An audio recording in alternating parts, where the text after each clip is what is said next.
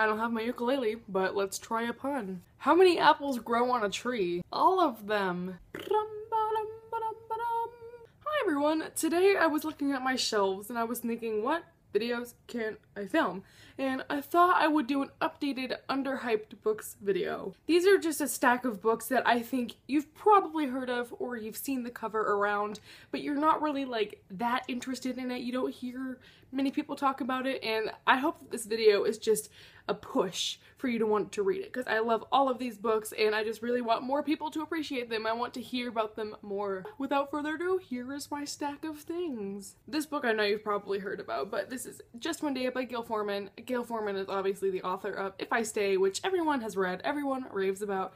I was not a fan, but I loved this one. This is probably my second favorite contemporary next to Fangirl. It is awesome. It is one of the most realistic character-wise and feelings, emotions-wise books I've ever read. It's so relatable, and it's an awesome storyline too. It's about a girl that goes to Paris for one day with a guy she just meets, kind of wanting more spontaneity in her life. Spontaneity.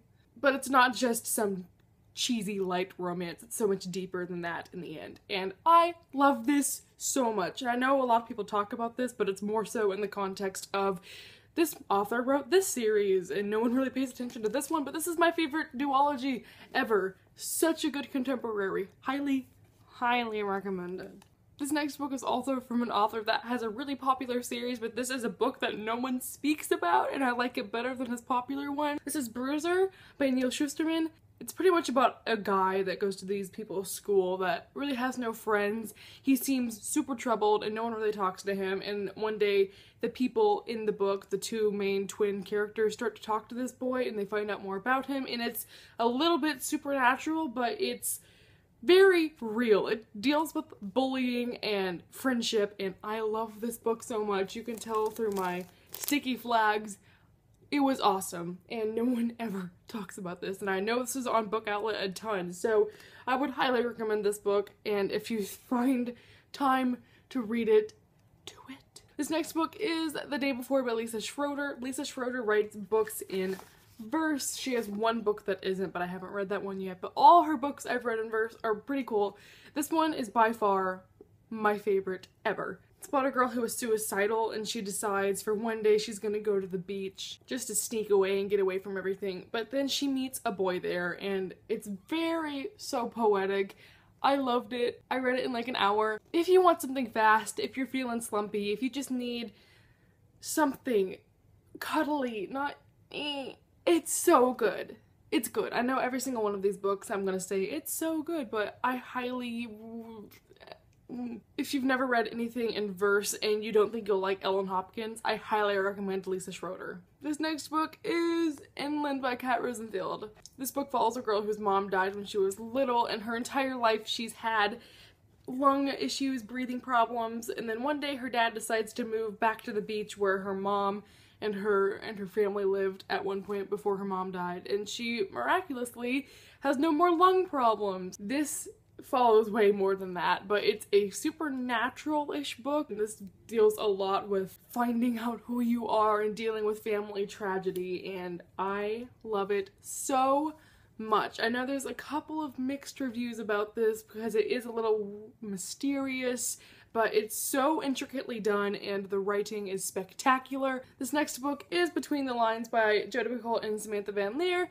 This book is every fangirl's dream. It is about a girl who's reading a book and then realizes the character in the book can see her up through the page and they can like interact. So this is literally a story about a girl who falls in love with the fictional character, and the fictional character starts to fall in love with her too. I know if you haven't read this, you're questioning how that would work, but honestly, it's done so very well, and if you seem interested, I would pick it up, because it's probably not what you're expecting, and it is very good, very light and fluffy, and just, like I said, every fangirl's dream. If you need an incentive, here's a picture of the guy that you're falling for. This next book I was debating whether or not to put in this video because it's not too underhyped, but then I figured this is probably one of my favorite books ever. I'm just gonna say it. The Sky's Everywhere by Jandy Nelson. No one ever talked about Jandy Nelson before I'll Give You the Sun came out, and after that everyone's raving about that book, and as they should be, because favorite author, such an amazing book, but no one really talks about this one. I know if you've read I'll Give You the Sun, you loved it, you might be interested in this one, but you may not have picked it up yet. I highly recommend it. I like I'll Give You the Sun more, but that one's not underhyped, so I couldn't really mention it here.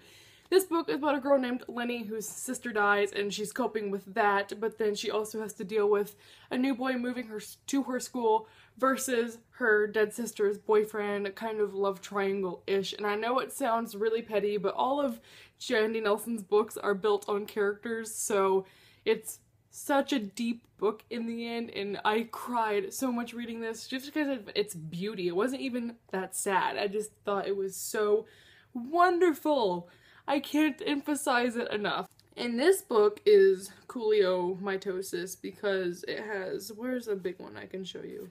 It has little scraps of poems that Lenny writes. So there's, here, of course I can't find one. Okay, yeah, but they're all throughout the book. There's like little tiny, you can't see any of them. Awesome. So I promise they're in there. This next book is Not a Drop to Drink by Mindy McGinnis. This book follows a girl who lives in a post-apocalyptic society where there's not a lot of water, and so she and her mother, who live beside this lake, have to guard it with their life. And it's an adventure novel about having to survive in just this grueling, horrible, post-apocalyptic, dystopian-ish land. This is so action-packed and so much girl power in it. I don't know why people aren't talking about this more. I thought this was so entertaining. It's not romance-heavy. It's realistic, which is so scary about it, and I loved it. If you want something fast and awesome and just really, you feel like, afterward, this is a good one. I loved this book. And this is a duology, but it's a companion series, so honestly this works amazingly as a standalone, and so good. This next book is Dash and Lily's Book of Dares by David Levithan and Rachel Cohn. I know you've probably heard of this book. I guess it's not too underhyped, but this is my favorite David Levithan book, so I needed to mention it. This book follows a boy and a girl, and one day the boy, whose name is Dash, obviously, goes into a bookstore, finds a notebook that says, find these books, and it's like a scavenger hunt, and long story short, it's just these two people communicating, and they finally meet up and stuff like that. But it's a little wintry romance. I love it. It's so light and fluffy. I keep telling myself I need to reread this during the winter time, but I forget every single year. So maybe 2015 will be my Dash and Lily reread year. It's very short, it's very cute, it's so witty. I just love David Levithan so much. I know it's like summer right now, but in the winter, or if you live in the southern hemisphere. This next book is Sea by Heidi R. Kling, and the reason I'm recommending this to you is because you've probably never read a book set in Indonesia.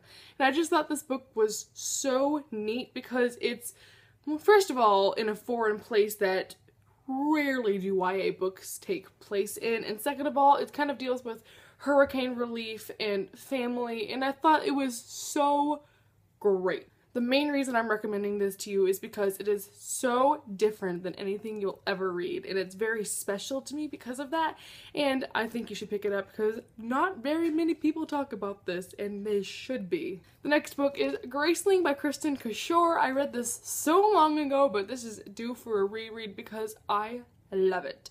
This is kind of reminiscent of Throne of Glass. It's about a girl who has a power that is to kill people, and so she's kind of like an assassin type person, and it's about her adventures with the prince. I think this book is just a package of fun, and again, just awesome main female character. If you're looking for an awesome fantasy, I would definitely recommend this one. And the last book is actually an adult book, but this book is one of my favorite books of all time, and this is The Timekeeper by Mitch Albom. I think my second video on this channel was a review for this book, so a throwback Thursday. Ooh, how do I explain this book to you? It's about the father of time and the person who keeps track of time and his run-in with two special people. This is the #1 book that changed my life, that made me think like about using my time wisely and time running out, and it's so bizarre to read this because it's just so different. If you have a Tumblr, I'm sure you've heard this quote, but it's like this entire deal. It's like, imagine a life without timekeeping. You probably can't. And it's this whole spiel about how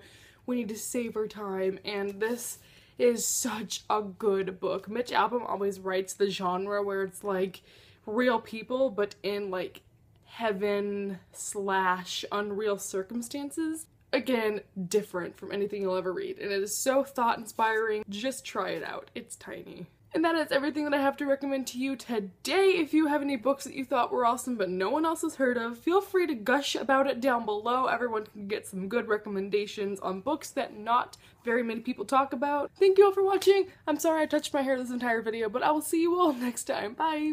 What was that? Okay. Bye.